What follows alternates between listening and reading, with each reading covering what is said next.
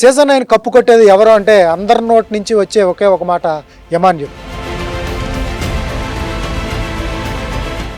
First 10 వారాలు కూడా Emmanuel నామినేషన్లో లేడు. అవును సార్. నాగార్జున గారు కూడా ఒకరోజు స్టేజ్ మీద అన్నాడు.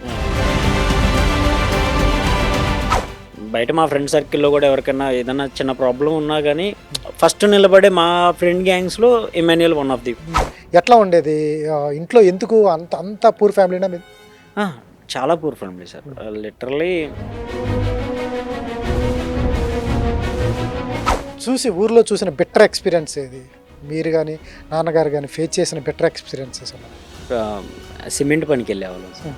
సిమెంట్ పనికి వెళ్తే ఇంకా సాయంత్రానికి ఎలా ఉంటాయంటే ఈ చేతులన్నీ.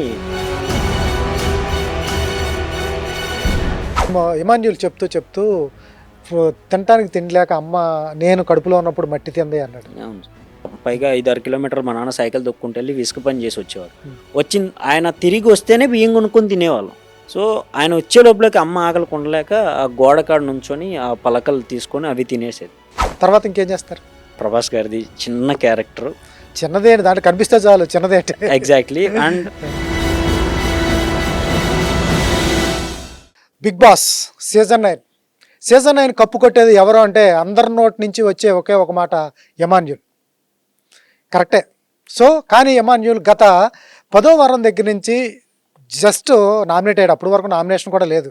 ఎందుకు నామినేట్ అయ్యాడు ఏంటనేది చూస్తుంటే మనుషులు తక్కువయ్యారు, ఒకరి మీద ఒకరు బ్లేమ్ చేసుకోవాలి కాబట్టి అయ్యాడా, లేకపోతే వచ్చిన వాళ్ళు ఏదో చిన్న చిన్న కారణంతో నామినేట్ చేస్తున్నారా, ఏం అర్థం అవ్వట్లేదు. బట్ నిన్న దివ్య వెళ్తూ కూడా హౌస్లో నాకు ఒకరు నచ్చారు అంటే ఆల్రౌండర్ అనేది ఎమాన్యుల్ ఒక్కటే నిజమైన ఆటగాడు అంటూ కూడా చెప్పడం జరిగింది. సో హౌస్ మొత్తం కాదు, బయట కూడా ఆడియన్స్ కూడా అదే చెప్తున్నారు. నిజాయితీ ఉంది, ఆటలో ఆనెస్టీ ఉంది, అన్ని రసాలు ఉన్నాయి, అన్నీ చేయగలడు అంటారు. సో అటువంటి వ్యక్తి గురించి వాళ్ళ అన్నయ్య మాటలు, ఎందుకంటే చాలా ఎమోషనల్ అయ్యాడు హౌస్లో. తను కూడా హౌస్కి వచ్చాడు, చాలా ఎమోషనల్ అయ్యాడు. అన్నీ కలిపి అసలు నిజంగా ఎమాన్యుల్ హౌస్లో ఉన్నట్టు బయట ఉంటాడా లేకపోతే ఏంటి అనేది కనుక్కుందాం. వంశీ వాళ్ళ అన్నయ్య మనతో పాటు ఉన్నారు. హాయ్ వంశీ. Hi sir. ఎలా ఉన్నారు? Yeah super sir. మీరు? Fine sir. ఫస్ట్ 10 వారాలు కూడా ఎమాన్యుల్ నామినేషన్లో లేడు. అవును సార్. నాగార్జున గారు కూడా ఒకరోజు స్టేజ్ మీద అన్నాడు, 10 వారాలు లేని వాళ్ళు హఠాత్తుగా వెళ్ళిపోతారని ఒక మాట అనగానే అందరికి కొంచెం మీ వాడు కూడా భయం పట్టుకుంది. ఆల్మోస్ట్. నిజంగా జరగదు, ఎటువంటిది జరగదు. మేబీ ఇంతకు ముందు జరిగాయి కాబట్టి ఆ ఇంటెన్షన్ అనేది కన్ఫర్మ్ గా ఆడియన్స్ కి ఉంటది అండ్ హౌస్ లో ఉన్న వాళ్ళకి కూడా ఆ ఫీల్ అనేది కన్ఫర్మ్ గా ఉంటది. బట్ దాన్ని బ్రేక్ చేశాడు, అది చాలా హ్యాపీ. సూపర్. వంశీ ఎలా ఉంది మీ వాడు ఆట? బయట అయితే చాలా మంది ఫ్యాన్స్ ఉన్నారు. ఆడియన్స్ వస్తే 20 మంది ఆడియన్స్ లోపల ఉన్న వాళ్ళు వస్తే 10-12 మంది ఎమాన్యుల్ ఫ్యాన్సే. Only Emmanuel, not only comedy, జెన్యున్గా ఆన్సర్ చేస్తాడు, ఉన్నది ఉన్నట్టు చెప్తాడు. అది మనం పొగట్టం అని కాదు, ఆడియన్స్ వచ్చి ఒప్పుకుంటున్నారు. బయట ఇంట్లో ఎలా ఉంటాడు, లేకపోతే లోపల ఏమన్నా కొంచెం గేమ్ కదా అని అట్లా ఉంటాడా? ఎందుకంటే బ్లడ్ రిలేషన్ కాబట్టి నీకే తెలియాలి. చాలా ఏం లేదు సార్. బయట ఎలా ఉన్నాడో లోపల కూడా అలాగే ఉన్నాడు. ఇంకా లోపల పెరిగింది ఏంటంటే ఫన్ మూడ్. సో అర్థం చేసుకోవటం కానీ, ఎవరన్నా కొంచెం బాధలో ఉన్నా కానీ తన్ని ఓదార్చడంలో కానీ, సపోర్టింగ్లో కానీ. మోరోవర్ బయట ఎలా ఉన్నాడో తన లోపల కూడా అలాగే ఉన్నాడు.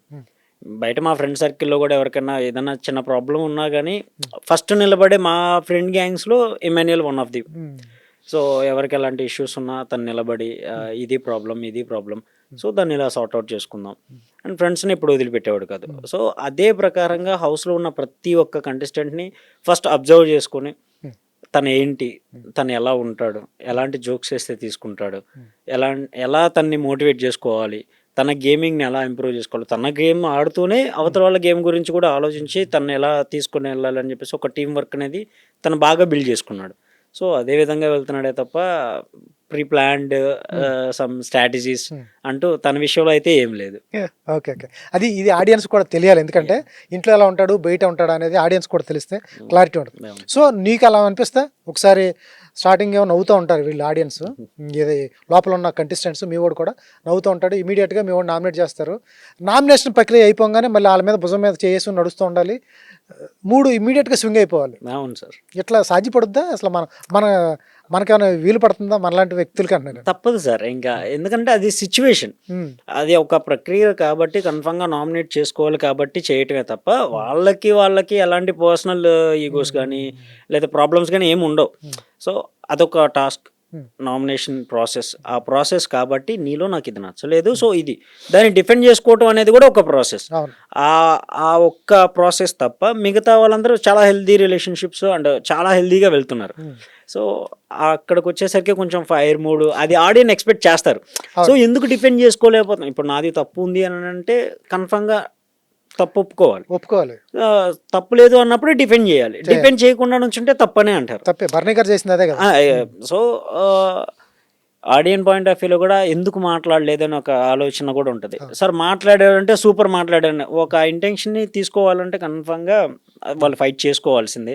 అది గేమ్ ప్రాసెస్ కాబట్టి దాన్ని మనం ఏమనలేదు. ఓకే. 10 వారాల పాటు నామినేషన్లో లేని ఇమాన్యుల్ 11వ వారం నుంచి నామినేషన్కి వచ్చాడు. ఏంటి, ఎందుకు వచ్చాడు, ఏంటి కారణం చెప్పు. అది బర్నీ గారే చెప్పారు. లైక్ వెళ్ళిరా బయట, ఇంతవరకు నువ్వు నామినేషన్లోకి రాలేదు కాబట్టి ఒకసారి నువ్వు వెళ్ళేసి వస్తే ఆడియన్స్ నిన్ను ఎంతవరకు తీసుకుంటున్నారు, నిన్ను ఎంతవరకు యాక్సెప్ట్ చేశారు అనేది తెలుసుకో, దాన్ని బట్టి దెన్ నువ్వు మూవ్ ఆన్ అవటానికి కూడా ఉంటుందని చెప్పేసి బర్నీ గారు నామినేట్ చేశారు. సో అది తనకి చాలా ఇంపార్టెంట్. అవును. సో అది బయటికి వచ్చిన తర్వాత తన్ని సపోర్ట్ చేసేవాళ్ళు తన్ని అంత స్టేజ్లో పెట్టారనేది మనం అందరం చూసాం. సో అది నాకు చాలా హ్యాపీ అనిపించింది. 10 వారాలు కంటిన్యూగా లేని వాళ్ళు సో తన గేమ్ను కూడా అబ్జర్వ్ చేసుకుంటూ వచ్చి వన్స్ వచ్చాడు అనగానే తన గేమ్కి తను పెట్టిన ఎఫెక్ట్స్కి వాళ్ళు ఇచ్చిన ఒకే ఒక గిఫ్ట్ ఓట్. ఆ ఓటేసి తన్ని మళ్ళీ టాప్ 1కి తీసుకొని నిలబెట్టి ఇప్పటికీ కంటిన్యూ అయ్యేలాగా సపోర్ట్ చేస్తున్నారు. ఎందుకు తగ్గుతున్నాయి టాప్ 1? గతంలో ఎప్పుడు చూసినా ఎమాన్యుల్ టాప్ 1లోనే ఉన్నాడు ఓటింగ్లో. ఇప్పుడు పవన్ కళ్యాణ్ వెళ్తున్నాడు, తనూజీ వెళ్తుంది, ఎమాన్యుల్ థర్డ్కి వస్తున్నాడు, మళ్ళీ సెకండ్కి వస్తున్నాడు. ఫ్లిప్ అవుతుంది. ఎందుకు, ఎక్కడ జరుగుతుంది? ఎక్కడ అనేది ఏం లేదు.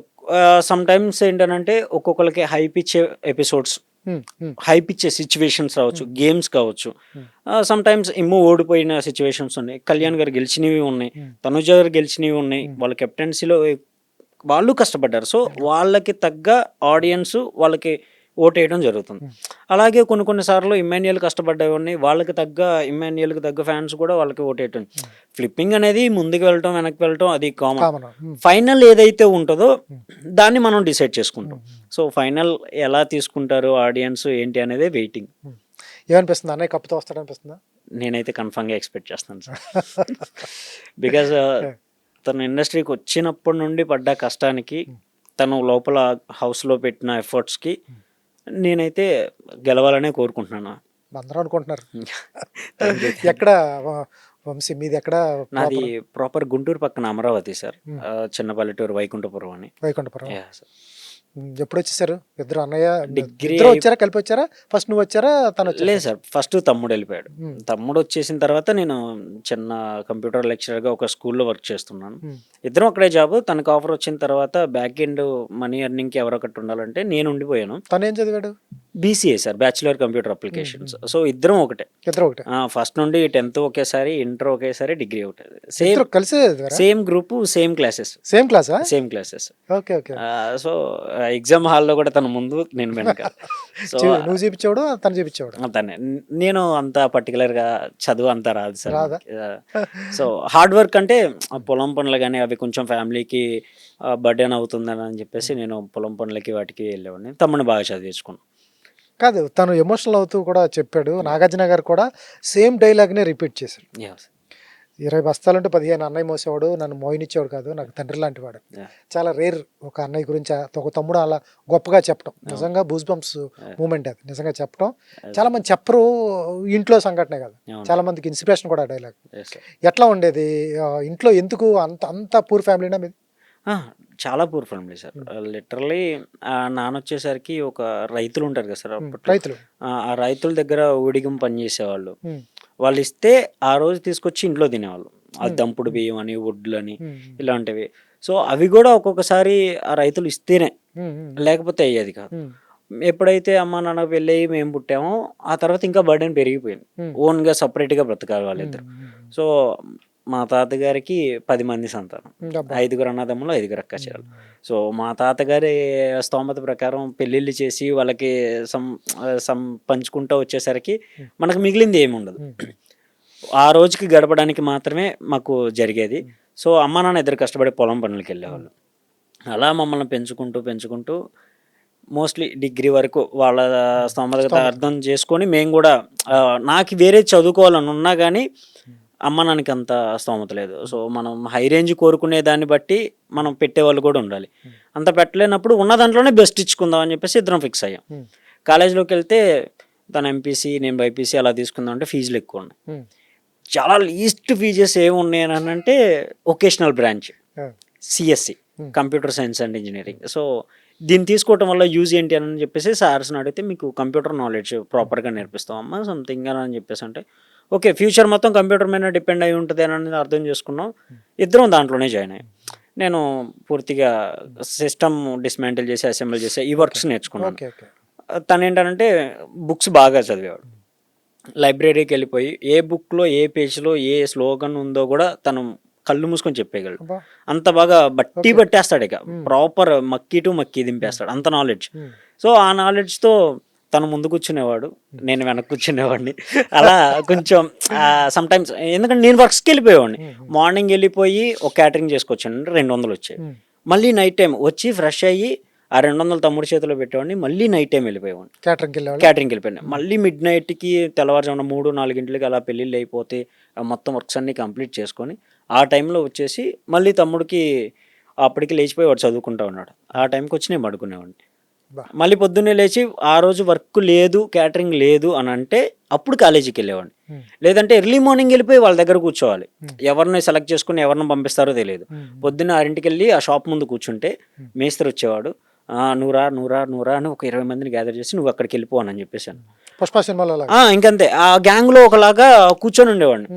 దెన్ నువ్వు వెళ్ళు అని అంటే అలా ఆ రోజు పని తగిలిందంటే 200 వచ్చినట్టు, లేదంటే లేనట్టే. మళ్ళీ వెనక్కి తిరిగి అన్ని కిలోమీటర్లు, ఒక 5-6 కిలోమీటర్లు ఉంటుంది అక్కడ హాస్టల్ నుండి అక్కడికి.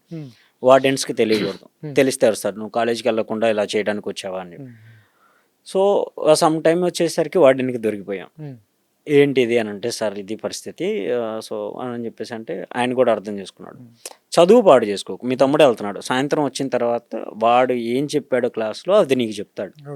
సో, ఇద్దరు తమ్ముడిని చదివించుకుంటూ నేను క్యాటరింగ్కి వెళ్ళిపోయాను. సో, వాడు రాసుకున్న బుక్స్లో మళ్ళీ నేను రాస్తా ఉండేవాడిని. వాడు నాకు ఎక్స్ప్లెయిన్ చేస్తూ ఉన్నాడు, ఈ క్వశ్చన్ ఏంటి, ఇది ఎందుకు చెప్పారు, ఎలా ఉపయోగపడుద్ది, వాడు ఎక్స్ప్లెయిన్ చేసేవాడు. సాయంత్రానికి వచ్చేప్పటికి వాడు నాకు ఇంకో సపరేట్ క్లాసెస్ తీసుకునేవాడు. సో, అలా అర్థం చేసుకుంటే తమ్ముడే నీకు టీచర్ అయ్యాడు అప్పుడు. అవును సార్.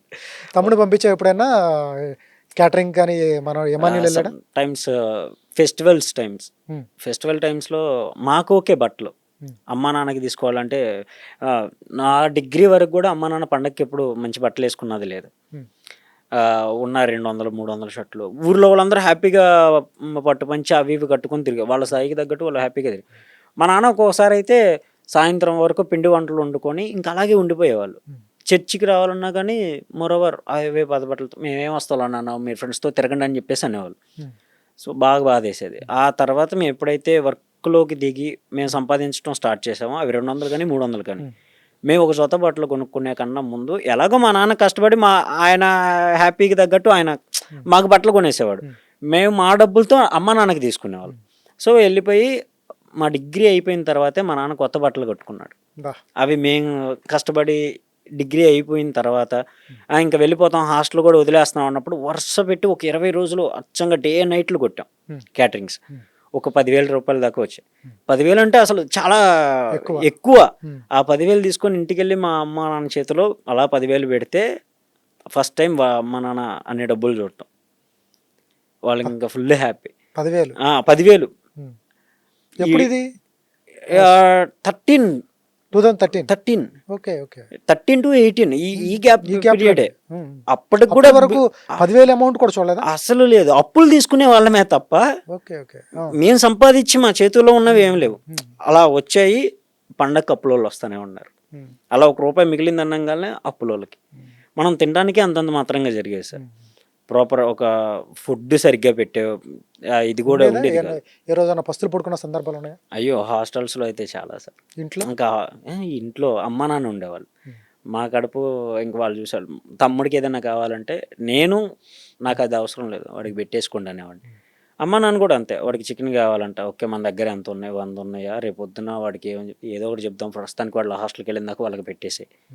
అప్పులోళ్ళని కూడా మా దగ్గరికి రానిచ్చేవాళ్ళు కాదు. ఓకే. అక్కడ అంటే దారిలో కనపడితే సార్ ఈ వారం లేవు, వచ్చే వారం కడతాను. అక్కడ నుండి అట్టే పంపించేసి ఆ డబ్బుల్ని మళ్ళీ తీసుకొచ్చి మాకు ఫుడ్‌కి పెట్టేవాళ్ళు. ఓకే. వాళ్ళు తిన్నా తినకపోయినా అలా ఉండిపోయారు. అది మేము బాగా అర్థం చేసుకున్నాం. చాలా సార్లు గమనించాం. సో, అందుకే ఎక్కడ వాళ్ళని ఇబ్బంది పెట్టదలుచుకోలేదు. అది కావాలి, ఇది కావాలి. ఇన్‌ఫాక్ట్ మాకు డిగ్రీ అయిపోయి మేము జాబ్ చేస్తున్నాం అన్నప్పుడు ఒక కీప్యాడ్ మొబైల్ ఇద్దరికీ కలిపి ఒకే కీప్యాడ్ మొబైల్ కొన్నాం. అప్పటిదాకా మాకు మొబైల్ కూడా తెలీదు. ఒకటే సిమ్ ఇద్దరమైనా ఒకటే మొబైల్. ఇక్కడికి ఇండస్ట్రీకి వచ్చిన తర్వాత కూడా ఒక 2 ఇయర్స్ దాకా కూడా ఒకటే మొబైల్. ఆ తర్వాతే ఎవరిదాళ్ళకి వర్క్స్ ఉండాలి, ప్రాపర్‌గా ఉండాలి. నీకేం కాల్స్ వస్తాయో తెలీదు. అండ్ నీకేం ఆఫర్స్ వస్తాయో తెలీదు. నువ్వు అక్కడికెళ్తే మళ్ళీ నువ్వు నాకు ఫోన్ చేయడానికి ఉండదు అని చెప్పేసి అప్పుడు కూడా ఆ కీప్యాడ్ మొబైల్‌తో పాటు ఇంకో కీప్యాడ్ మొబైల్ కొన్నాం. హైదరాబాద్ వచ్చిన తర్వాత 2 మొబైల్స్ వచ్చాయి. 2 మొబైల్స్ వచ్చాయి. అప్పటిదాకా కూడా సింగిల్ మొబైల్ ఇద్దరు. హైదరాబాద్ వచ్చే ముందు కూడా అమ్మా నాన్న దగ్గర ఉన్న మొబైల్ తీసుకుని వచ్చాం. మాది కూడా కాదు. నంబర్ అమ్మ నాన్న. అమ్మ నాన్నదే. అమ్మ నాన్న సిమ్ము, అమ్మ నాన్న మొబైలే తీసుకొని ఇక్కడికి వచ్చాం. మేము ఇంటికి చేయాలంటే పక్కింట్లో వాళ్ళకి ఫోన్ చేసి మా అమ్మ నాన్నకి ఇవ్వరా అని అంటే వాళ్ళు ఇచ్చేవాళ్ళు. ఈ తమిళ సినిమాలో కనపడే కష్టాల్లాగా ఉన్నాయి. అంతకు మించి కూడా పడ్డాం సార్. లిటరలీ అంటే ఆ సిచ్యువేషన్స్ అలా ఉన్నాయి. సిచ్యువేషన్స్ మనకు చెప్తే ఇప్పుడే అనిపిస్తుంది కానీ ఉంటాయి. నిజంగా ఫేస్ చేసేవాళ్ళు నిజంగా ఫేస్ ఇప్పటికీ అలా చాలా మంది ఉన్నారు సార్. అలా చాలా మంది ఉన్నారు. మోరోవర్ ఇంత కష్టపడి వచ్చి ఈ స్టేజ్కి వచ్చి తను విన్ అవ్వటం అంటూ జరిగితే మాలా కష్టపడి వచ్చిన వాళ్ళకి ఇది ఒక ఇన్స్పిరేషన్ అని ఉంటుంది. అండ్ మేము ఓకే ఎవరన్నా వస్తే మేము సాయం చేయడానికి కూడా మనలాంటి వాళ్ళు కూడా గెలుస్తారు అనే ఒక నమ్మకం కూడా ఇవ్వచ్చు అనే ఒక ఇది మీద ఉన్నాం. చూసి ఊర్లో చూసిన బెటర్ ఎక్స్పీరియన్స్ ఏది? మీరు కానీ నాన్నగారు కానీ ఫేస్ చేసిన బెటర్ ఎక్స్పీరియన్సెస్ ఉన్నాయి? సిమెంట్ పనికి వెళ్ళేవాళ్ళం సార్. సిమెంట్ పనికి వెళ్తే ఇంకా సాయంత్రానికి ఎలా ఉంటాయంటే ఈ చేతులన్నీ పగిలిపోయి బొబ్బలు కట్టేసాయి. ఆ సిమెంట్ ముట్టుకుంటూ ఉండాలి. సాయంత్రానికి అన్నం తినేబట్టికి మా నాన్న కరెంట్ వైర్స్కి వేసే ప్లాస్టర్స్ ఉంటాయి కదా, ప్లాస్టర్స్ 5,000కి చుట్టుకుని ఉండేవాళ్ళు. తినడానికి కూడా అయ్యేది కదా, మొత్తం హోల్స్ పడిపోయి బ్లడ్ వచ్చేస్తూ ఉండేది, కాళ్ళకి బ్లడ్ వచ్చేస్తూ ఉంటాయి. కొబ్బరి నూనె రాసుకొని మళ్ళీ పొద్దున్నే పనికి వెళ్ళాలి. హాట్ వాటర్లో కాళ్ళు చేతులు అలా పెట్టేసి ఆ పెయిన్కి అలాగే ఉంచేసుకునేవాళ్ళు. అది కొంచెం ఓకే ఆ పెయిన్ మొత్తం లాగుతుంది అన్నప్పుడు పౌడర్ వేసుకొని, మెడిసిన్ కూడా అంతంత మాత్రమే, కొబ్బరి నూనె రాసుకొని పౌడర్ వేసుకొని నైట్ పడుకుని పోయాం. తెల్లారు లేచి ముందు పని దొరికిద్దనే ఆలోచనలో ఈ పెయిన్ కూడా గుర్తుండేది కదా, వెళ్ళిపోయాం. పని దొరికితే హ్యాపీ, ఆ రోజు ఇంకో 500 వస్తాయనే.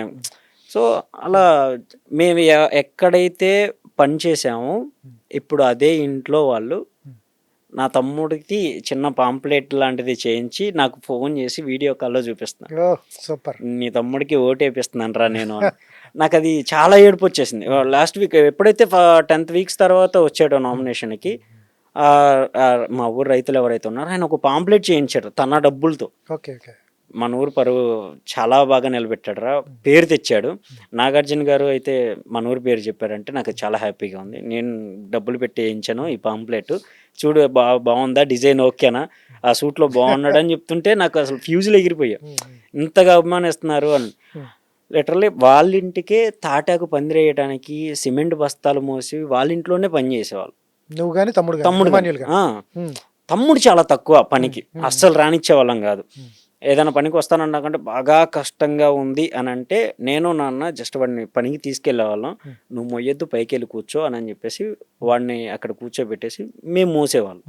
సో అలా కాపాడుకుంటూ వచ్చాం అంతే తప్ప తను చాలా నాలెడ్జ్. ఏదన్నా బ్రెయిన్కి సంబంధించింది ఏదన్నా ప్లానింగ్ ప్రకారం వెళ్దాం అన్నప్పుడు మాత్రం చాలా బాగా ఆలోచిస్తాడు. ఓకే ఇది 20 బస్తాలు మనం ఒకసారి మొయ్యాలి అని అంటే ముగ్గురం కలిసి మోస్తే ఇలా వెళ్తుంది, లేదా ఒకళ్ళు మోస్తే ఇలా. సో ఇలాంటి స్ట్రాటజిక్గా వెళ్ళడానికి అయితే తను చాలా బాగా ఉపయోగపడాడు. సో అలాగే ఇల్లు కట్టుకునే కాడ కానీ, ₹1 ఎర్నింగ్ కానీ అలా చేసుకుంటూ హైదరాబాద్ వచ్చేసాం. ఇప్పుడేంటి మీ ఫైనాన్షియల్ పొజిషన్? ఇంట్లో ఎట్లా, మీరు నలుగురు ఉన్నప్పుడు తాటేకులు ఇల్లు ఉండేదా, సిమెంట్ గోడలు ఇల్లు ఉందా? ఇప్పుడు ఎలా ఉంది? అప్పుడు ఎలా ఉంది, ఇప్పుడు ఎలా? తాటాకులు కూడా సార్, తాటాకులు ఇల్లే ఇప్పుడు కూడా. ఇప్పుడు కాదు సార్, ఇప్పుడు హైదరాబాద్ వచ్చిన తర్వాత కొంచెం ఓకే సెటిల్ అయ్యాం. సెటిల్ అంటే ప్రాపర్ ఫుల్ సెటిల్ కాదు, బిలో మిడిల్ నుండి మిడిల్ క్లాస్. Okay okay. ఒక ఇల్లు కట్టేసుకున్నాం హ్యాపీగా. అమ్మ నాన్నని పనికి పంపించకుండా చూసుకునేంత స్థాయికి అయితే ఓకే, వచ్చాం. సూపర్ పర్లేదు సార్. సూపర్. ఇమాన్యుల్ చెప్తూ తినటానికి తిండి లేక అమ్మ నేను కడుపులో ఉన్నప్పుడు మట్టి తింది అన్నాడు. అవును. అది అంటే మట్టి కోడలు ఇల్లు ఉండేవి సార్. దానికి సున్నం బలపం పిండి అంటారు కదా, బలపాలు తింటారు కదా సార్.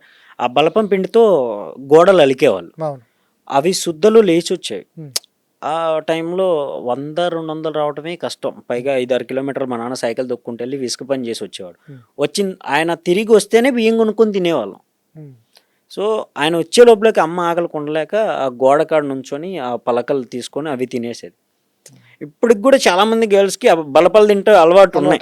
సో ఆ టైంలో అలాంటివి నల్ల మట్టితో చేసేవి ఉంటాయి పొలాల్లో ఉండి, అవి శుద్ధలు వచ్చేసేవి. అవి ఏవైతే ఉన్నాయో అవి తినేసి వాటర్ తాగేసేది. అవి తినటం వల్ల ఆకలి చచ్చిపోయేది. చాలా వాటికి ఆకలి అవ్వదు. సో అందుకని అవి తట్టుకోవడానికి మా అమ్మ అలా చేసేసేది. సో ఆ టైం నుండి ఇప్పుడు ఆకలి అనే పదం లేకుండా అమ్మని హ్యాపీగా చూసుకుంటున్నాను. ఫస్ట్ అది అయితే చాలా హ్యాపీ సార్. సూపర్. అయితే అమ్మ లోపలికి వచ్చినప్పుడు, హౌస్లోకి వచ్చినప్పుడు కూడా హైపర్, మీ ఇద్దరికంటే హైపర్ ఉంది ఆవిడ. అవును సార్, చాలా ఫుల్ హైపర్. అమ్మ హైపర్ ఏదైతే ఉందో అది తమ్ముడికి. నాన్న ఎంత సైలెంట్, నేను అంత సైలెంట్. సో అమ్మ యాజ్ ఇట్ ఈజ్ తమ్ముడు. వాళ్ళిద్దరు అండర్స్టాండింగ్ కానీ ఆ హైపర్ మూమెంట్, మాట్లాడే విధానం కానీ అందరి మీద జోక్స్ వేసుకుంటా చాలా జోయల్గా గడిపేస్తాం. బట్ నాన్న నేను ఫుల్ ఆఫ్ డిఫరెంట్. చాలా సైలెంట్, ఇంట్రోవర్ట్. మాట్లాడాలంటే 1కి 10 సార్లు ఆలోచిస్తాం. ఎందుకు మన పని మనం చేసుకొని సైలెంట్గా. మా నాన్న అంతే, పొద్దున్నే పనికి వెళ్తే మళ్ళీ సాయంత్రం వస్తే మళ్ళీ బజార్లోకి వెళ్ళడం, కనీసం ఎవరైనా పలకరించి వద్దాం వాళ్ళతో పాటు ఉండే కుర్రలతో కూడా తిరగడం. వస్తే టీవీ పెట్టుకొని పిల్లలు అంతే, వాళ్ళతోనే కూర్చుంటాడు, మాతోనే కూర్చుంటాడు. ఆయన పొలం పనిలో జరిగినవి, పనికాడ జరిగినవి కూడా మాతో ముచ్చట్లు చెప్తాడే తప్ప బయటికి వెళ్ళి వేరే వాళ్ళతో డిస్కస్ చేసుకుని సరదాగా ఎంజాయ్ చేసి రాగలడు ఆయన. బట్ ఎప్పుడు పోలా. మాకు ఊహ తెలిసినక్కడి నుండి కూడా ఏ రోజు మమ్మల్ని పని నుండి వచ్చిన తర్వాత బయటికి వెళ్ళాను ఇది లేదు. మేమంటే ఇప్పుడు హాస్టల్స్కి ఎలా వెళ్ళిపోయిన తర్వాత ఇంకా వాళ్ళిద్దరు. ఇక నాన్న మిమ్మల్ని సైకిల్ ఎక్కి సినిమా తీసుకెళ్తాలో ఇవన్నీ లేవా? అసలు సినిమా అనేది లేదు సార్. మరోవర్ మా అమ్మకి చాలా ఇష్టం సినిమా పిచ్చి. తమ్ముడు కడుపులో ఉన్నప్పుడు కూడా నాకు బాగా ఊహ తెలిసింది అంజీ మూవీ. ఓకే. అది కూడా పొగాకు ఫ్యాక్టరీకి పనికి వెళ్ళాం సార్, గేడింగ్ అంటారు. సో ఆ పొగాకు తోటలో పని చేయడానికి ఈస్ట్ గోదావరి అటు వెళ్తుంటారు పొగాకు పనులకి. సో అలా వెళ్ళారు. అలా వెళ్తే అమ్మ ప్రెగ్నెంట్, తమ్ముడు కడుపులో ఉన్నాడు, నేను బాబుని. నన్ను ఒళ్ళో కూర్చోబెట్టుకుని అంజీ సినిమా చూస్తున్నారు అమ్మ వాళ్ళు. మా అమ్మని సినిమాకి తీసుకెళ్లాలంటే ఇంకా మా నాన్న ఎప్పుడో రేరుగా వెళ్తారు. అది కూడా డబ్బులు మిగిలాయి. ₹2 టికెట్, ₹3 టికెట్ అంటేనే ఓకే, ఈ ₹2 నెక్స్ట్ వీక్ దాచుకొని ₹6 అవుతాయి, అప్పుడు ఇద్దరం వెళ్దామని చెప్పేసుకొని వెళ్తారు. సో అలా తప్ప అంత వెళ్ళేవాళ్ళు కాదు. Black and white TV. మా నాన్న కష్టపడి ఇంకా మా అమ్మ కోసం ఇచ్చిన ఒకే ఒక gift black and white TV. అది ఆల్మోస్ట్ మా డిగ్రీ అయిపోయి మా జాబులు చేసి హైదరాబాద్ వచ్చిందాక కూడా ఉంది సార్. ఇక్కడ సంపాదించిన తర్వాతే దాన్ని తీసి పక్కన పెట్టేసి ఒక ఫ్లాట్ టీవీ కొన్నాం. లిటరలీ ఫస్ట్ షో ఇమ్మూది వచ్చినప్పుడు కూడా మేము బ్లాక్ అండ్ వైట్ టీవీలోనే చూసాను. అప్పుడేంటి ఎక్స్పీరియన్స్ ఏంటి? వాడు కనపడుతున్నాడు కానీ కలర్స్ కనపడేవి కాదు, బ్లాక్ అండ్ వైట్ లోనే కనపడేది. అది కూడా సర్టెన్ టైం కేబుల్ ఉంటేనే వచ్చేది, లేదంటే ఇంకా 8 అవ్వగానే హిందీ దూరదర్శన్కి వెళ్ళిపోయేది. బాగా అనిపించేసి ఆ ఊర్లో కనెక్షన్ ఇచ్చి ఆయన్ని బతిలాడితే ఆ ఒక్క 10 నిమిషాలన్నా వేరే వైర్ నుండి అన్నా లాగన్నా అని అంటే సరే తమ్ముడు అని చెప్పేసి నెలకు ఒక 100-200 ఎత్తని మాట్లాడుకుంటే అప్పుడు బిగించాడు.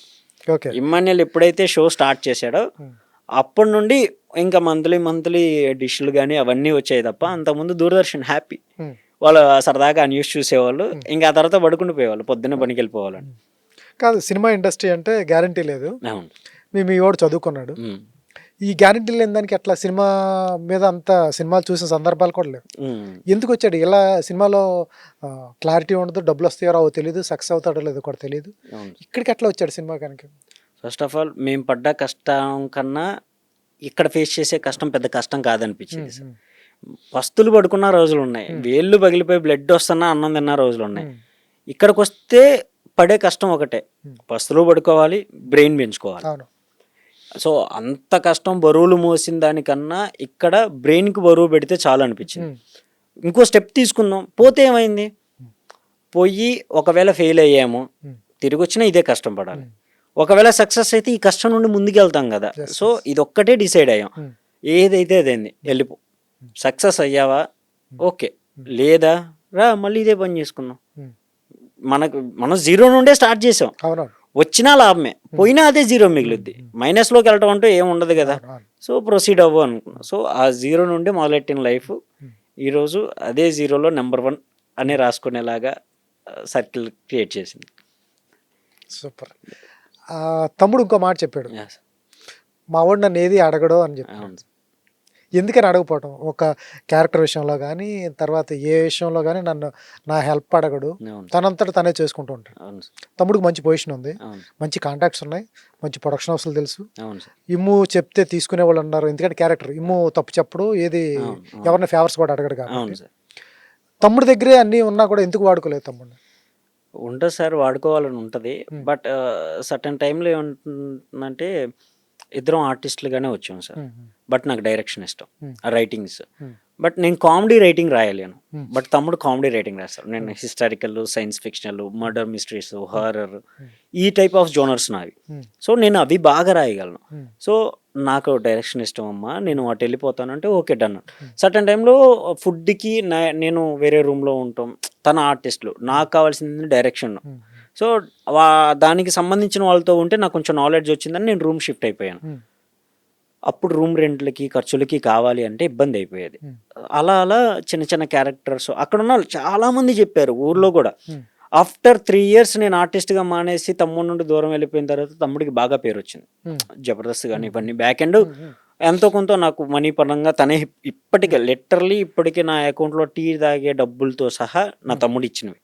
నేను సంపాదించింది ఈ 8 ఏళ్లలో, ఇండస్ట్రీకి వచ్చిన 8 ఏళ్ళలో నేను ₹1 కూడా సంపాదించలేదు.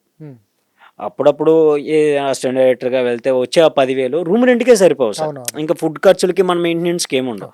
లిటరల్లీ ఈ రోజుకి నేను తన నాన్నలా చూసుకున్నా కానీ కొడుకులా తను చూసుకుంటాను నన్ను. సో నేను తిన్న ప్రతి రూపాయికి నేను రుణపడి ఉంటాను నా తమ్ముడికి. అండ్ నేను ఏదన్నా ఆఫర్ అడగాలి అని అనుకో, మిగతా వాళ్ళు నాకు అంటే బయట ఉన్న వాళ్ళు చెప్పేది ఏంటనంటే, మీ తమ్ముడు సక్సెస్ అయ్యాడు, నీ పరిస్థితి ఏంటి, నువ్వెక్కడున్నావు చూసుకో, నీకు టాలెంట్ ఉంది, నువ్వు కూడా ట్రై చేయి, అదే షోలో నువ్వు వెళ్తే నీకు పేరు వస్తుంది కదా, నువ్వెందుకు వెళ్ళట్లేదు అంటే వాళ్ళకి తెలియదు ఏంటంటే ఇద్దరుంటే ఇద్దరికీ వచ్చేస్తుంది అని అనుకుంటున్నారు. అలా ఏముండదు సార్. ఇప్పుడు నేనే సినిమా రాశాను, నాకు ఒక క్యారెక్టర్ కావాలంటే నేను ఒక పర్సన్నే తీసుకుంటున్నాను, ఇద్దరు వచ్చారని ఇద్దరిని పెట్టుకోలేను. సో తను ఆ వేలో వెళ్తున్నప్పుడు నా వే వేరైనప్పుడు అది వాళ్ళకి అర్థమయ్యేలా చెప్పలేకపోయాను. అండ్ నేను తమ్ముడికి దూరంగా ఉండడానికి ఒకే ఒక సిచ్యువేషన్ ఏంటంటే, మీ తమ్ముడికి అంత ఉంది, నీకు ఇవ్వచ్చు కదా, ఒక ఛాన్స్ ఇవ్వచ్చు కదా, ఇలాంటి మాటలు వచ్చాయి. నేనంటే నేను అర్థం చేసుకోగలను. సో వాళ్ళకి అర్థం తెలియదు కాబట్టి ఓకే అన్నారు అని. బట్ అదే మాట నా తమ్ముడి దగ్గర, ఎరా నీకు ఎంత ఉంది, మీ అన్నకి ఒక ఛాన్స్ ఇప్పిలేకపోయావా అని అంటే వాడు బాధపడిపోతాడు. నేను దగ్గర ఉండటం వల్ల వాడు మాటలు పడతాడు అనే ఒకే ఉద్దేశంతో నేను దూరంగా ఉన్నా. దూరంగా ఉండి ఆల్మోస్ట్ 3-4 years సరిగ్గా మాట్లాడుకోలేదు సార్. ఎరా అంటే ఎరా, వాడికి ఏదైనా కావాలంటే వాడు 3rd floorలో ఉండేవాడు, కింద గ్రౌండ్ ఫ్లోర్లో వాచ్మెన్కి ఇచ్చేసి వెళ్ళిపోయాడు. వాడిని కిందకు వచ్చే లోపలికి ఇచ్చేసి వెళ్ళిపోయాను, పని ఉందిరా అని చెప్పేవాడిని. 3 years నా ఫేస్ కూడా చూపించలేదు సార్. ఎందుకని? అంత నా వల్ల ఎక్కడన్నా తగ్గాల్సి వస్తుందేమో, వాడు ఎక్కడన్నా మాటపడాల్సి వస్తుందేమో, మీ అన్న ఏంటి ఖాళీగా ఉంటున్నాడు ఎందుకని అని అంటారేమోనని, నా వల్ల ఎక్కడన్నా చిన్న మిస్టేక్ జరిగినా వాడికి ఆ పేరు వస్తుంది. ఇప్పుడు నేను ఏదన్నా ఒక చిన్న మిస్టేక్ చేసినా వంశీ చేశారని అంటారు, ఇమ్మాన్యుయల్ వాళ్ళ అన్న చేశాడు అని అంటారు. ఇంకా నేను చేసే ట్రయల్స్ చేసే నేచర్ కూడా కాదు కదా, నువ్వు వంశీ తప్పు చేసే నేచర్ కాదు చెయ్యు, అసలు చేసే ఉద్దేశం కూడా లేదు సార్. పెరిగిన వాతావరణమే తప్పు చేసే వాతావరణం కాదు. నువ్వు ఎలా చేస్తావు? ఎందుకు జరిగింది అట్లా? వాళ్ళు అంటే ఎదుటి చెప్పే మాటలు అలా ఉంటాయి సార్.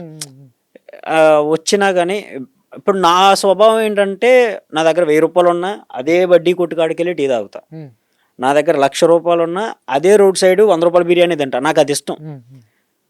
కొంతమంది ఏం చేస్తారంటే, మీరు ఇమ్మాన్యుయల్ అన్న కదా, ఇదేంటి ఇక్కడ తింటున్నారు, అది ఫోటో తీసి డైరెక్ట్గా ట్యాగ్ చేసిన రోజులు కూడా ఉన్నాయి సార్. ఇమ్మాన్యుయల్ వాళ్ళ అన్న రోడ్ సైడ్ బిర్యానీ అని చేశారా? నన్ను ట్యాగ్ చేశారు ఇన్స్టాగ్రామ్లో. స్టోరీ పెట్టి నన్ను ట్యాగ్ చేశారు. ఆ. భయ్యా ఎందుకు భయ్యా అంటే, భయ్యా ఏంటి భయ్యా మీరు ఎక్కడ ఉంటాం ఏంటి భయ్యా, నేనేమో రిచ్ కిడ్నా, నేను అంబానీ కొడుకుని కాదు అమరయ్య కొడుకుని, ఎందుకు భయ్యా అన్నానంటే, కాదు భయ్యా నేను ఎక్స్పెక్ట్ చేయలేదు మీరు ఇక్కడ ఉంటారు అనండి. నేను ఇక్కడే ఉంటాను భయ్యా, నేను ఇక్కడే తిరిగాను, ఇక్కడే ఉన్నాను. సరే తమ్ముడికి ఫేమ్ వచ్చింది, బట్ నేను ఎక్కడ నాకు కనపడితే పలానా అమ్మాయి భయ్యా రోడ్ సైడ్ కనపడ్డాడు మీ ఓడు అని అంటారేమో, ఇమ్మానియల్ని అంటారేమో, వాడు సమాధానం చెప్పలేని సిచ్యువేషన్ వచ్చిద్దేమో. ఆ సిచ్యువేషన్ రాకూడదని లిటరల్ ఎవ్వరికి కనపడకుండా నా పేరు అసలు నా నా సోషల్ మీడియా యాక్టివిటీస్ మొత్తం ఆపేశా. 3 years నేను ఎవరో ఏంటో ఎవరికి తెలియకుండా ఒక చిన్న చిన్న పనులు చేసుకుంటా బతికేశా. చిన్న చిన్న పనులు అంటే అసిస్టెంట్ డైరెక్టర్గా టీలు ఇస్తా, టీలే వస్తా, అక్కడ ప్రొడక్షన్ కూడా చేశాను, ప్రొడక్షన్ వర్క్లు కూడా చేశాను. ఆల్మోస్ట్ ఉన్న వాటిలో అలా నేను ఒక కెమెరా డిపార్ట్మెంట్ మాత్రమే చేయలేదు, అన్నీ చేశారు. అన్ని వర్క్ డిపార్ట్మెంట్ ఆర్ట్ డిపార్ట్మెంట్ తెలుసా ఇవన్నీ ఎమాన్యుల్కి? తెలియదు, ఇప్పుడు కూడా తెలియదు. తెలియదు. చేనిచ్చేవాడు కదా తెలుసు. అంటే ఆర్ట్ డిపార్ట్మెంట్కి వెళ్తే అక్కడ అసిస్టెంట్ డైరెక్టర్ ఎవరైతే ఉన్నారో తను ఇమ్మాన్యుయల్కి తెలుసు.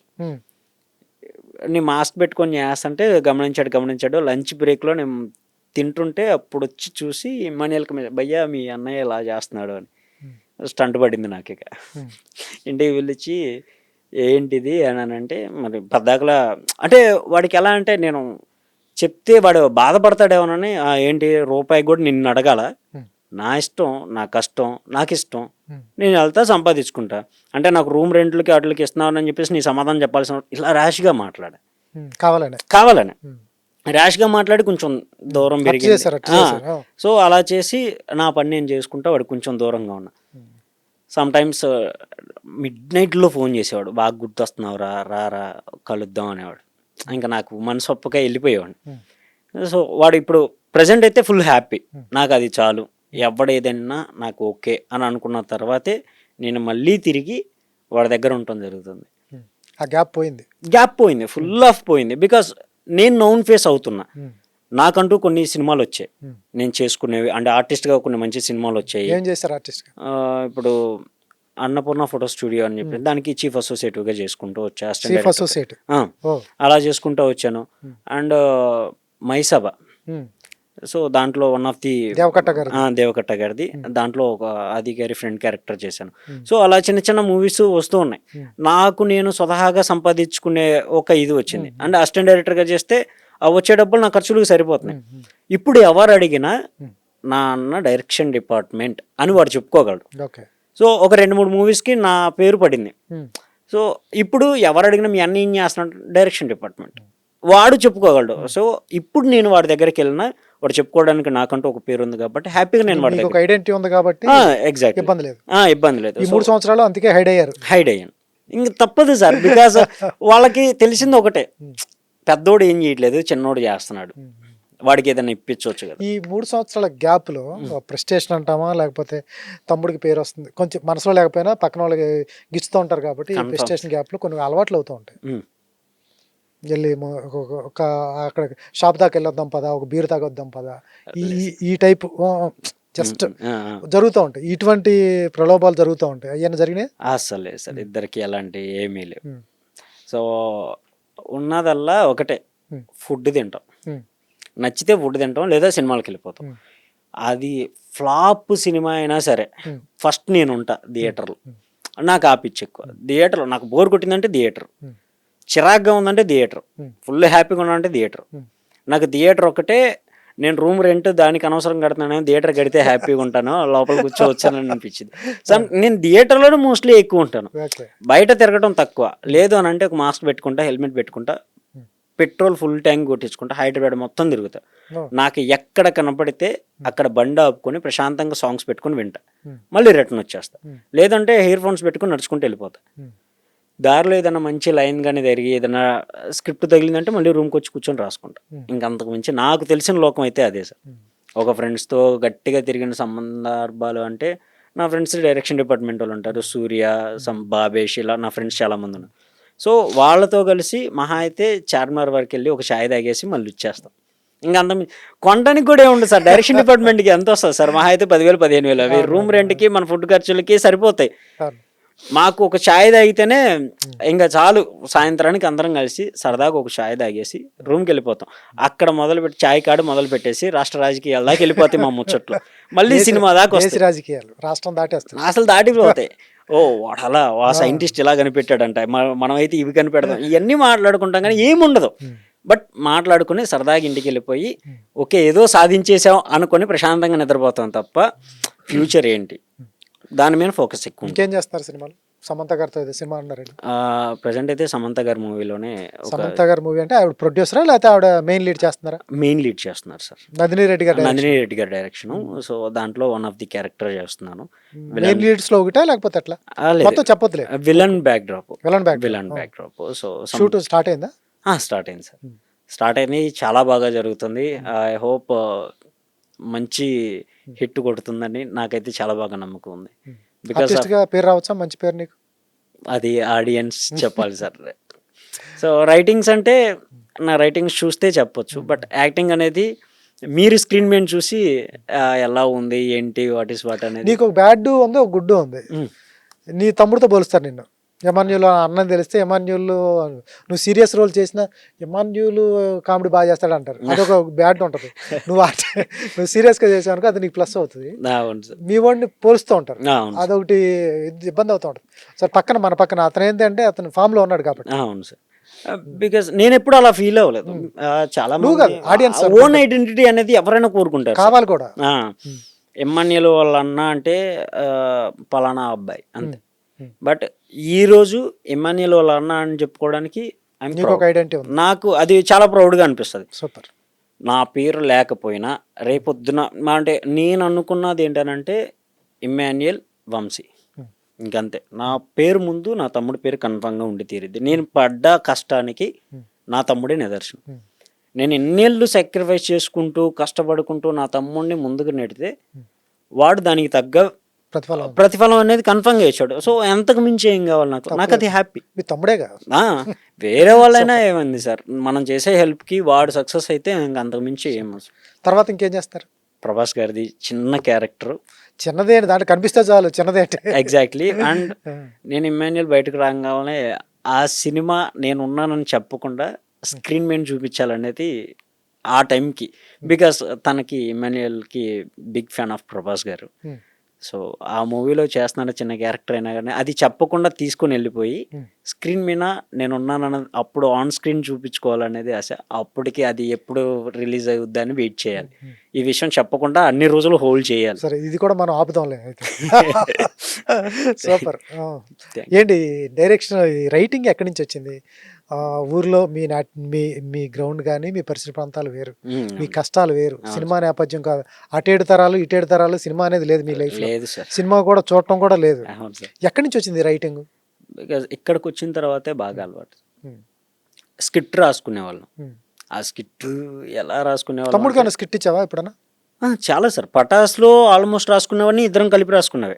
మీ ఇద్దరు కలిపి రాసుకున్నా? ఇద్దరం కలిపి రాసుకున్నాం. చెరొక పెన్ను పేపర్ పట్టుకుని రోడ్డు మీద అలా నడుచుకుంటూ వెళ్ళిపోయాం. కూరగాయల మార్కెట్ కనపడితే దాని ముందు 10 నిమిషాలు ఉంచుకొని అక్కడ ఉన్న కూరగాయలు అన్నిటినీ చూసి ఓకే వంకాయ టెంకాయ దీని మీద ఏమన్నా వస్తుందేమో పంచి అని ఆలోచించుకునేవాళ్ళం. ఏదైనా పంచి వస్తే రాసుకునేవాళ్ళం. మళ్ళీ అలా చెరొక గొంతులో వెళ్ళిపోయేవాళ్ళం. మళ్ళీ 1 గంట తర్వాత రూమ్కి వచ్చేసి ఇగో ఇవి నేను రాసా, ఇది ఎలా ఉందో చెప్పు, ఇవి నేను రాసా, వాటిలో ఫిల్టర్ చేసుకుని స్కిట్ రెడీ చేసుకునేవాళ్ళం. అవి మళ్ళీ తీసుకుని నాకన్నా ముందు ఆల్రెడీ సెలబ్రిటీస్ అయిన వాళ్ళు ఆల్రెడీ షోలో చేస్తున్న వాళ్ళు ఉన్నారు కదా, వాళ్ళ స్కిట్లు ఎలా ఉన్నాయో చూసేవాళ్ళు.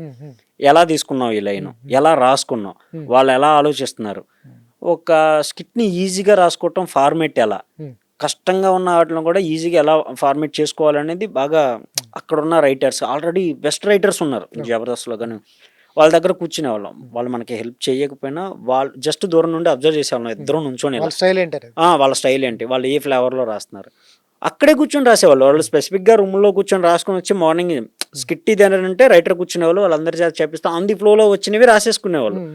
వాళ్ళ మైండ్ అంత పర్ఫెక్ట్గా పనిచేస్తుంది. మనం ఎంత ఆలోచించాలి, వాళ్ళు ఎలా ఆలోచిస్తుంటే మనం ఇంకెంత ఆలోచించాలని ఇద్దరం బాగా ఆలోచించుకునేవాళ్ళం, కూర్చొని రాసుకునేవాళ్ళం.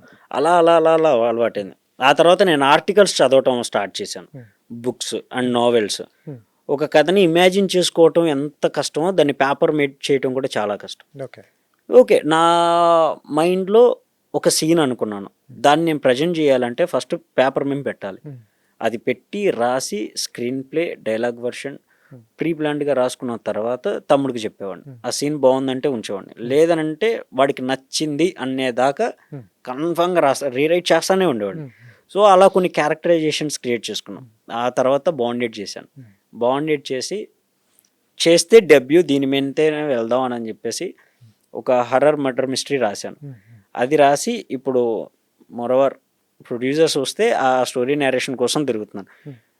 బయటకు వచ్చిన తర్వాత తమ్ముడికి దీంట్లో one of the best character ఉందని చెప్పేసి దాన్ని స్టార్ట్ చేయాల్సింది కూడా ఆపింది ఇమ్మనియల్ కోసమే. వెళ్ళొచ్చిన తర్వాత ఆ క్యారెక్టరైజేషన్ వాడు చేయాలని చెప్పేసి ఆపాను.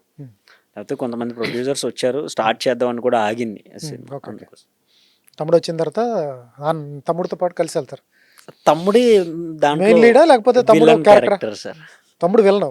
సార్ బికాస్ మనం అమ్మూరు ఆ టైప్ ఆఫ్ ప్యాటర్న్లో నీలకంఠం గారు క్యారెక్టర్ తెలుసు అమ్మారు. సో నా తమ్ముడిని నేను జస్ట్ ఇమాజిన్ చేసుకున్నాను. అదే సేమ్ ఆ గుండు కొట్టించేసి ఆ టైప్ ఆఫ్ ప్యాటర్న్ లుక్ కూర్చోబెడితే నేను చాలాసార్లు నువ్వు వచ్చం సేమ్ ఆయనలా ఉండేవాళ్ళు అట్లానే ఉంటారు. ఒక్క క్యారెక్టర్ పడుతుంది నీకు అలా బాగుంటుందిరా.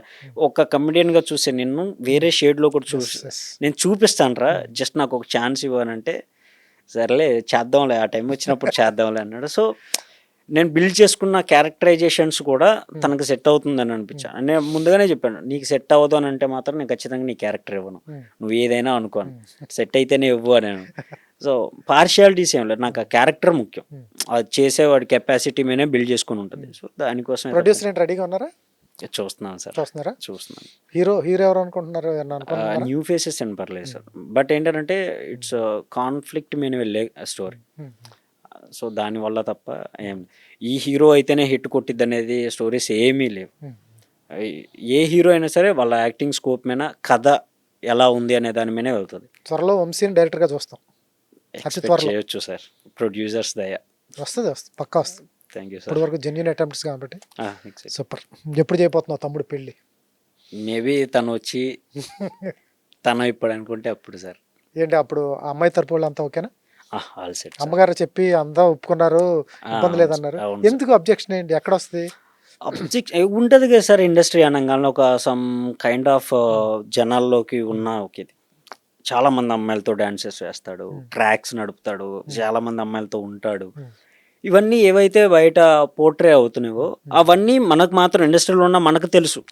బయట చూసే ఆడియన్ పాయింట్ ఆఫ్ వ్యూలో అలా ఉండదు. ఓ ఈ అమ్మాయి ఇలానా, ఓకే ఈ అబ్బాయి ఒరే వేరే అమ్మాయితో కనపడ్డాడు మన, ఇలా ఉంటాయి సార్. అవి బేసిక్ పల్లెటూరు అనగానే ఒక ఇన్సెక్యూర్ ఫీలింగ్ అనేది పేరెంట్స్కి ఉంటాం, అది కామన్. సో అది మేము కూర్చొని అమ్మాయి వాళ్ళ అమ్మ వాళ్ళతో కూర్చొని మాట్లాడినప్పుడు ఇది అమ్మ నా తమ్ముడు ఇది. నేను వెళ్ళలేదు సార్. నాకు అమ్మ నాన్న వెళ్ళి మాట్లాడటం బాగుండి అనిపించింది, అందుకనే అమ్మ నాన్నే పంపించాం. మాట్లాడారు. సో కొంచెం నచ్చ చెప్పాం. అమ్మాయి కూడా వచ్చేసి తను ఏంటి అనేది మీరు ఆల్రెడీ చూస్తున్నారు. బయట ఎలా ఉన్నాడు లోపల ఎలా ఉన్నాడు అనేది మీ అమ్మాయికే తెలుసు. మీ అమ్మాయి ఆన్సర్ మీరు వినండి. మీకు ఏమైనా డౌట్స్ ఉన్నా క్లారిటీగా అడగండి. నా తమ్ముడు ఎలాంటి వాడు ఏంటి, ఒకవేళ మీకు నమ్మకం లేదంటారా మా ఫ్యామిలీ మెంబర్లా తీసుకెళ్ళి ఒక నెల మా ఊర్లో ఉంచుతాం. నా ఊరి జనాన్ని అడగండి, తను పనిచేసిన వర్క్ చేసిన వాళ్ళని అడగండి. మీ సైడ్ నుండి ఎలాంటి లేదు అని అనుకుంటేనే ఓకే చెప్పండి అని అంటే, అమ్మ నాన్న వెళ్ళిన విధానం వాళ్ళు అడిగిన విధానం నచ్చింది. సో ఫస్ట్ అయితే తమ్ముడిని రానివ్వండి అమ్మ, కూర్చోబెట్టి మాట్లాడుకుందాం. ఇంకా మా అమ్మాయికి నచ్చినప్పుడు మేము ఏం చేయలేం కదా, మాకు ఇష్టమే చూస్తున్నాం కదా, ఇంకెంతకు మించి ఇంకేం కావాలి, నాకు నచ్చాడు ఇబ్బంది ఏం లేదని చెప్పేసి. ఇక్కడ లోకల్ హైదరాబాద్. తను ఎంబీబీఎస్? అవునండి. ఇప్పుడు ప్రెజెంట్ చదువుతున్నారా లేకపోతే అయిపోయింది? ప్రాక్టీస్ చేస్తున్నారా? ప్రాక్టీస్. సో నాకంత ప్రాపర్ ఎడ్యుకేషన్ నాలెడ్జ్ లేదు. సో ఎంబీబీఎస్ అయిపోయింది అని మాత్రమే తెలుసు. అది ఏది స్పెషలైజేషన్ అనేది నాకు తెలియదు. తమ్ముడి కోసమే ఇప్పుడు స్పెషలైజేషన్స్కి అబ్రాడ్ అలా వెళ్ళకుండా చెప్పాడు. వచ్చిన తర్వాత మ్యారేజ్ చేసుకుంటారా, అబ్రాడ్ వెళ్తారా, లేకపోతే చేసుకున్నాక వెళ్తారా అనేది ఇంకా వాళ్ళ డిసిషన్. చెప్పాడా తమ్ముడు అన్న లవ్లో పడ్డాను రా అని ఎప్పుడన్నా లేదు సార్, చెప్పలేదు? లేదు. డైరెక్ట్‌గా తీసుకొచ్చేసి ఫోన్ మాట్లాడిచ్చాడు. ఆ. సో, అది తప్ప ఏం లేదు. ఉమ్. ఎంతైనా అన్న అనేది ఒక ఇంటెన్షన్ ఆఫ్ భయం అనేది చిన్న కన్ఫర్మ్ భయం ఉంటుంది. ఉంది. ఆ. సో, దానివల్లే చాలా ఒక 2 ఇయర్స్ ఆల్మోస్ట్ 2 ఇయర్స్ ఉమ్. హోల్డ్ చేసి పెట్టాడు దాచిపెట్టుకు. మీకు చెప్పలేదు? చెప్పలేదు. ఉహు. బట్ మన పక్కన ఉన్నాడు ఫోన్ మాట్లాడడానికి పక్కన వెళ్ళాడంటేనే అర్థం అర్థం చేసేసుకోండి. చేసుకోవాలి. సో, ఓకే వీడు ఫోన్ మాట్లాడుతున్నాడు, చెప్పే టైం వస్తుంది, ఆ రోజు మాట్లాడదామని నేను సైలెంట్గా ఉన్నాను. Okay okay. వన్ డే నా ఇన్స్టాగ్రామ్కి మెసేజ్ వచ్చింది, హాయ్ అండి అని. ఎలా ఉన్నావమ్మా, బాగున్నావా, అమ్మ అందరు బాగున్నారు. నేను డైరెక్ట్ మొత్తం అందరూ అడిగేసా, నేను ఎవరో మీకు తెలుసా అన్నానంటే, మీ అంటే మీరు నా గురించి నాకు తెలియదని మీరు అనుకుంటే సరిపోదు, నాకు తెలుసమ్మా. సో ఏం పర్లేదులే, నాకు ఓకే. నా తమ్ముడికి నచ్చిన షర్ట్ని నేను ఎప్పుడు రిజెక్ట్ చేయాలి. తన లైఫ్ పార్ట్నర్ నువ్వు, వాడు ఒకళ్ళని సెలెక్ట్ చేసుకున్నారంటే హీఈస్ ద బెస్ట్ అనే అర్థం నా దృష్టిలో. సో నాకు ఎలాంటి ప్రాబ్లం లేదమ్మా. కాకపోతే మీరు మీ అండర్స్టాండింగ్, తన ఇండస్ట్రీ చాలా టాక్ ఆఫ్ బయట ఎన్నున్నా కానీ మీ ఇద్దరి మధ్య ఉండే అండర్స్టాండింగే మీ ఇద్దరిని లైఫ్ లాంగ్ హ్యాపీగా ఉంచుద్ది. సో అది మాత్రం జాగ్రత్తగా మెయింటైన్ చేసుకోండి అని అంటే, ఈ రోజుకి వాళ్ళు ఎంతవరకు సమ్ టైమ్స్ చిన్న చిన్న ఇష్యూస్ రావడం కామన్.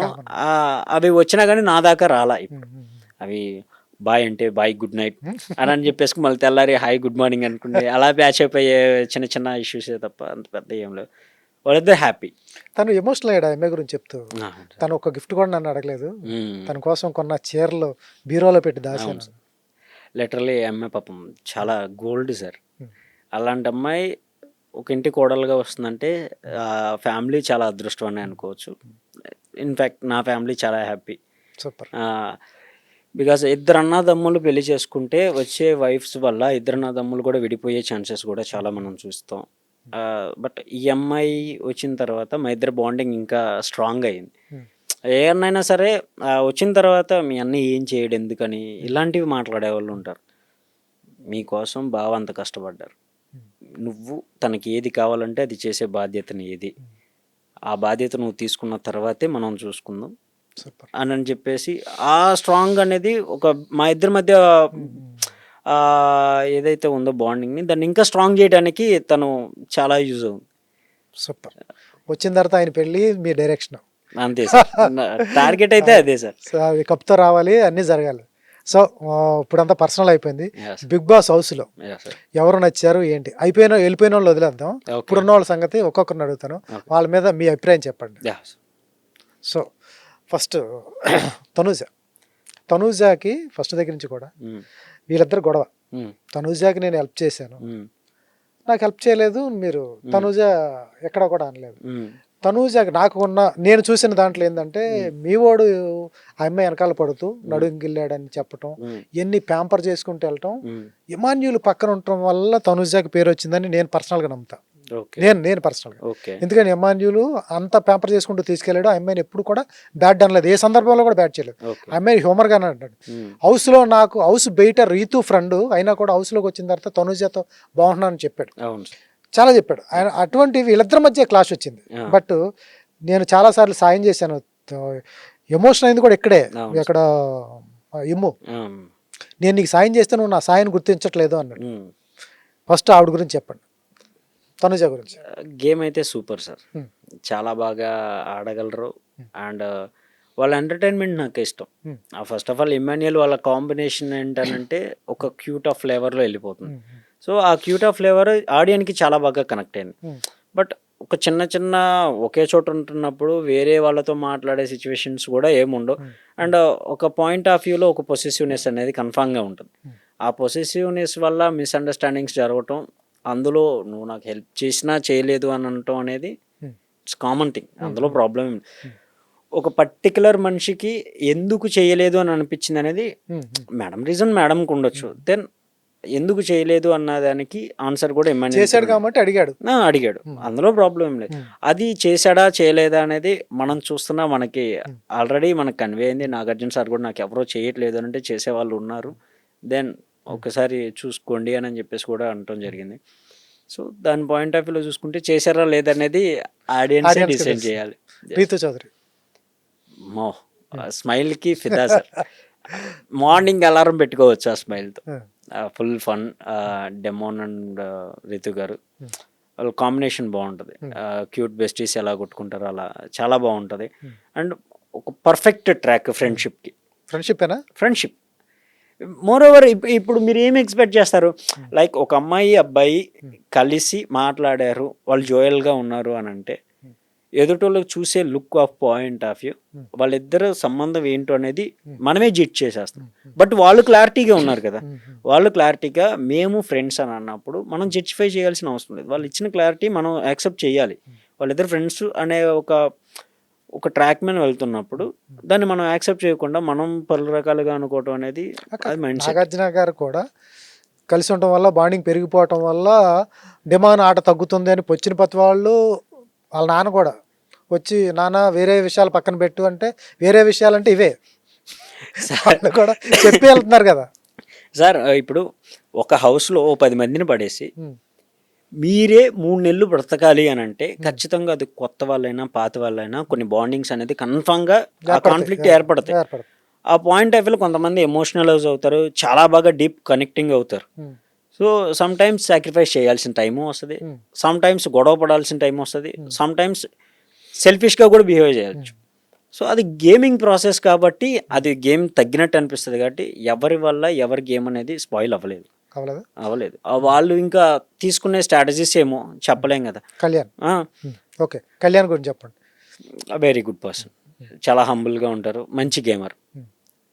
సో ఇంకా టఫ్ ఇస్తే ఇంకా ముందుకెళ్ళే ఛాన్సెస్ అయితే పక్కా ఉన్నాయి. తమ్ముడు వీళ్ళిద్దరూ నాకు బాగా టఫ్ అనిపిస్తున్నారు. అవును, డిమాండ్ కళ్యాణ్ అవును, చాలా టఫ్ ఉన్నారు. ఎందుకంటే ఇప్పుడు అక్కడ ఉన్న బాయ్స్ అందరిలో కొంచెం కట్అవుట్లు వాళ్ళవే. కట్అవుట్లు కదా, యంగ్స్టర్స్ అండ్ 25 లోపు ఉంటారు వాళ్ళు. మైండ్ సెట్ కూడా చాలా ఫాస్ట్ ఆఫ్ వ్యూలో ఉంటారు. సో వాళ్ళు గేమింగ్ చాలా బాగా అర్థం చేసుకోగలరు. అర్థం చేసుకొని అండ్ అలాగే body with brain combination deadly అవుతుంది కాబట్టి వాళ్ళు పోటీ ఇవ్వడానికి చాలా రెడీగా ఉన్నారు. సో ఫైనల్కి ఎవరు వెళ్తారు ఏంటి అనేది ఇంకా ముందు ఉండే ఆ గేమ్స్ వల్ల కానీ ఆ స్ట్రాటజీస్ కానీ ఇంకా దాన్ని బట్టి ప్లే చేయాలి. బర్నీ గారిది ఎలా ఉంది? సూపర్ సార్, ఫ్యామిలీ మొత్తాన్ని అలా కమాండ్ చేయగలిగే కెపాసిటీ. బట్ అది ఇంకా బయటికి తీసుకొస్తే లాస్ట్ వీక్స్లో నేను చాలా 2 వారాలు ఉంది అదే అంటుంది. ఆ లాస్ట్ వీక్స్ సార్ ఒక్క చిన్న కాన్ఫ్లిక్ట్ చాలు సార్, మొత్తం మారిపోద్ది. పోయిన వారం ఎగ్జాక్ట్లీ. సో ఆ ఒక్క కాన్ఫ్లిక్ట్ కోసమే ఎదురు చూస్తున్నాను నేను. మోరోవర్ చేంజ్ అవ్వచ్చు చెప్పలేం, లాస్ట్ 1 డేలో కూడా కథ మారిపోవచ్చు. అవును. సో దానికోసమే చూస్తున్నా. బట్ సార్ ఇప్పుడు ఫన్ మూడ్లోకి దిగారు.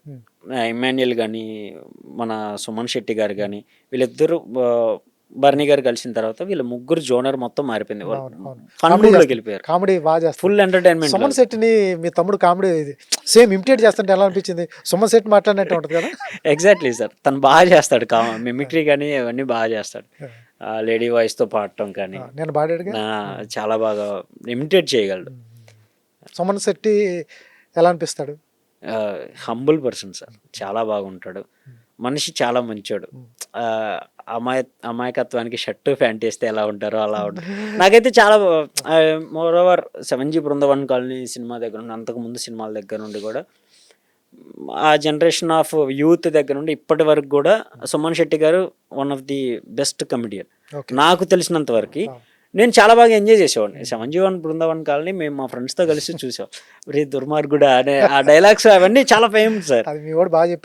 అవన్నీ చాలా హ్యాపీగా ఎంజాయ్ చేసిన మూమెంట్స్. సో ఆయన సినిమాల్లో ఎలా ఉన్నారో బయట ఇంకా ఇన్నోసెంట్గా ఏదైతే ఉందో నిజంగా చాలా బాగా నచ్చింది. ఆయన పర్సనాలిటీ డజంట్ మ్యాటర్ సార్, ఆయన ఉండే వ్యక్తిత్వం ఏదైతే ఉందో అది చాలా క్లీన్ ఉంది. ఫైనల్గా హౌస్లో అమ్మ సంజన గారు ఫైర్ బ్రాండ్ సార్. కథని ఏ క్షణమైనా మారిపోవచ్చు, బట్ కథని ఎలా అయినా మార్చే కెపాసిటీ ఉన్న ఒక్క పర్సన్ సంజన మేడం. ఈజీగా మార్చేసింది గేమ్ని, తనకు అనుగుణంగా మార్చుకునే సత్తా ఉన్న క్యాండిడేట్ ఎవరైతే ఉన్నారంటే కంటెస్టెంట్ ఖచ్చితంగా సంజన గారు. నిన్న ప్రాణం పోయినా సారీ చెప్పలా, అవసరం లేదు. వెనకాల ఒకటి సార్, అంటే చెప్పే విధానం రాంగ్ ఏమో కానీ చెప్పిన పాయింట్ కరెక్ట్ అని చెప్పేసి ఆ మేడం ఉద్దేశం అయ్యి ఉండొచ్చు, మనం చెప్పలేం కాబట్టి. సో సమ్ టైమ్స్ తగ్గారు, చెప్పారు. ఆల్రెడీ సారీ చెప్పను అన్న పర్సన్ కూడా నేను వెళ్ళిపోతాను, నా వల్ల తప్పు జరిగింది కాబట్టి నేనే ఎగ్జిట్ అవుతానని ఆమె ఒప్పుకున్నారు. కానీ అది మనోళ్ళందరూ అర్థం చేసుకున్నారు. అక్కడ లోపల ఉన్న బయట ఏంటంటే సార్ ఎందుకు ఉంచారు అనే ఒక జనాలు ఆడిన పండు. కానీ ఇన్ని వీక్స్ కష్టపడి ఆడుకుంటా రావటం అనేది చాలా కష్టం సార్. ఒక బిగ్గెస్ట్ ఆపర్చునిటీ. అంత ఈజీగా బయటకు వచ్చేస్తారు అని అంటే ఆడియన్ ఎలా యాక్సెప్ట్ చేస్తారు? పాపం ఆమె అక్కడ వరకు వెళ్ళింది. మనం ఆమె గేమ్ను కూడా చూసాం. సరే, సమ్ టైమ్స్ నోరు జారటం అనేది అది రైటా రాంగ్ అనేది మేడం పాయింట్ ఆఫ్ వ్యూలో ఉండి మనకి ఆల్రెడీ ఎక్స్ప్లెయిన్ చేశారు. ఒక ఛాన్స్ ఇచ్చారు. హౌస్ మేట్సే అన్న రీతు గారే యాక్సెప్ట్ చేశారు. దెన్ మనం చూసుకొని ఇంకో అవకాశం ఇచ్చుకుంటూ వెళ్తున్నారు. ఇంకా మోరోవర్ చూడాలంటే సంజన గారి ఫ్యాన్ ఫాలోయింగ్ సూపర్, బయట సూపర్గా ఉంటుంది, చాలా సూపర్. అసలు టాప్ 5 నుండి టాప్ 2కి వచ్చినా టాప్ 1కి వచ్చినా ఆశ్చర్యపడినక్కర్లా, అంత బాగా పెరుగుతుంది. బికాస్ ఆమె కరెక్ట్ పాయింట్ ఆఫ్ వ్యూనా రాంగ్ అనేది ఆడియన్స్ చూస్తున్నారు కాబట్టి అంత ఫ్యాన్ బేస్ అనేది క్రియేట్ అవుతుంది. సో నేను మేడం పాయింట్ ఆఫ్ వ్యూ అయితే కరెక్ట్. అండ్ వాళ్ళు ఏదైతే ఛాన్సెస్ ఇచ్చుకుంటూ మేడంను పుష్ చేస్తున్నారో ఫ్యాన్స్, అది చాలా యాక్సెప్టబిలిటీ కూడా ఉంది. ఫైనల్గా సార్ ఇమ్ము ఆల్రౌండర్ సార్. అంటే మరోవర్ ఇన్ని సీజన్స్ చూసుకుంటే ఒక కమెడియన్ ట్యాగ్తో వెళ్ళిన ప్రతి ఒక్కళ్ళు ఎంటర్టైన్మెంట్ చేసుకున్నారు, వచ్చేసారు. బట్ అదే కమెడియన్ ట్యాగ్తో వెళ్ళిన ఇమ్మాన్యుయల్ కామెడీ చేశాడు, గేమ్స్ ఆడాడు, ఎవరికైనా ప్రాబ్లం వస్తే నిలబడ్డాడు, తప్పు అని తెలిస్తే తప్పు అప్పుడే చెప్పేస్తున్నాడు. ఎవరైనా సరే. మరోవర్ సంజన గారి విషయంలో కూడా నీది తప్పు అని అంటే నీదే తప్పు, నువ్వు మాట్లాడే విధానం కరెక్ట్ అయ్యి ఉండొచ్చు కానీ సిచ్యువేషన్ వేరవుతుంది, అది చూసుకో. మొత్తం సిచ్యువేషన్ వదిలేసి నువ్వు మాట్లాడిన పదం మాత్రమే పట్టుకుంటున్నారు, చూసుకోని. సో రీతు పక్కన స్టాండ్ తీసుకుంటున్నారు. డెమోన్కి బాగోలేదంటే డెమోన్ పక్కన, లేకపోతే వేరే వాళ్ళకి బాగోలేదంటే, సో ఎవరికి బాగోపోయినా వాళ్ళకి వెళ్ళి సపోర్ట్స్ తీసుకుంటున్నాడు. అండ్ టీమ్ గేమింగ్కి వచ్చేసరికి ఒక టీంని ఎలా ముందుకు తీసుకెళ్లాలో పర్ఫెక్ట్ స్ట్రాటజీస్, మనం ఇది చేస్తే ఇలా వెళ్తాం, ఇది చేస్తే ఎలా వెళ్తాం అనేది క్లారిటీగా ఆ గేమ్ టీంని అనేది ముందుకు తీసుకెళ్తున్నాడు.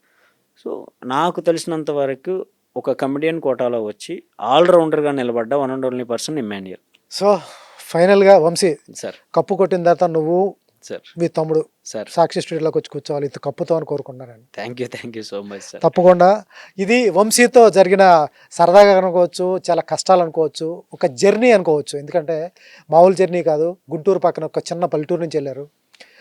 ఆ కష్టాలు చెప్తుంటే నిజంగా ఏడుపు వచ్చింది. చాలా ఇన్స్పైర్. ఎక్కడి నుంచి వెళ్ళారు, ఎక్కడి వరకు స్టార్ట్ అయింది, ఇప్పుడు ఎక్కడున్నారు? ఒక మహర్షి సినిమాలో డైలాగ్ ఉంటుంది, అప్పుడు ఎలా ఉన్నాం ఇప్పుడు ఎలా ఉన్నాం అంటే మన ఎదుగుదల అనేది ఎక్కడుంది అంటే మహేష్ బాబు గారు చెప్తాడు, అప్పుడు ఎక్కడున్నాం ఇప్పుడు ఎక్కడున్నాం. వాళ్ళు చూడండి, అప్పుడు క్యాటరింగ్కి వెళ్ళి చదువుకుంటూ ఇప్పుడు ఏ స్టేజ్లో ఉన్నారు, నెక్స్ట్ ఏ స్టేజ్లో ఉంటారు. ఇదంతా వాళ్ళు నమ్మిన పనికి రెస్పెక్ట్ ఇచ్చారు, అందుకని ఈ స్టేజ్లో ఉన్నారు. సో నెక్స్ట్ ఇమాన్యుల్ ఆల్రౌండర్, అతని గురించి చెప్పడానికి ఏం లేదు.